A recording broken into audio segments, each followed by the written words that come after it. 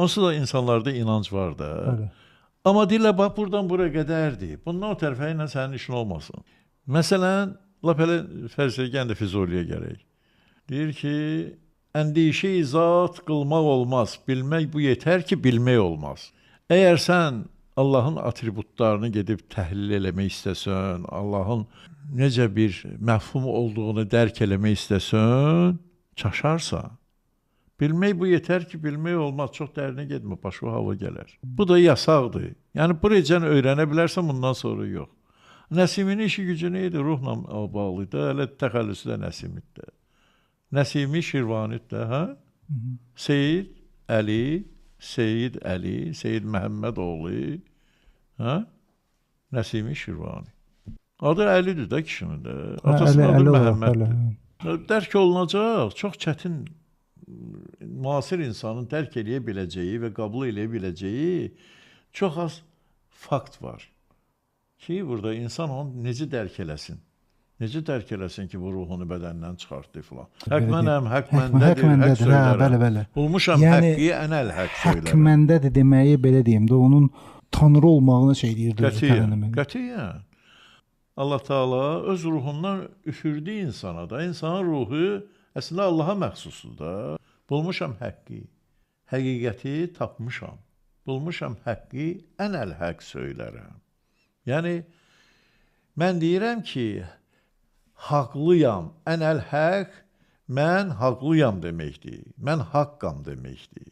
Yəni, mən düz deyirəm deməkdir. Amma bunlar götürürlər, onu deyirlər ki, estağfurullah, mən Allaham. Allah sözü yoxdur ki orada. Haqq sözü Allahın adlarından biridir. Eyni zamanda da həqiqət deməkdir.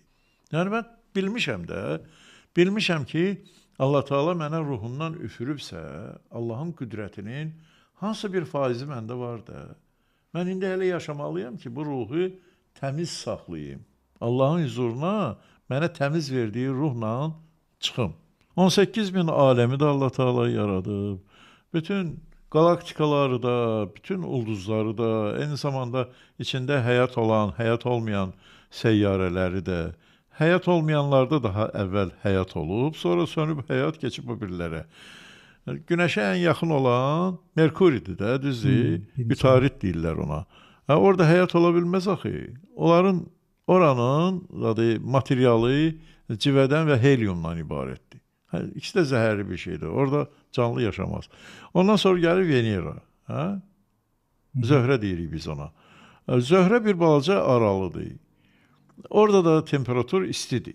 İsti və soyuq. Çox qəribədir ki, məsələn, günəşin birbaşa düşməyindən hava çox isti olur. Sonra günəşin düşmədiyi yerlərdə isə çox soyuq olur. Ondan sonra gəlir yer. Yerdən sonra gəlir Mars. Məsələn, Marsda insan əməllərinin izləri qalıb.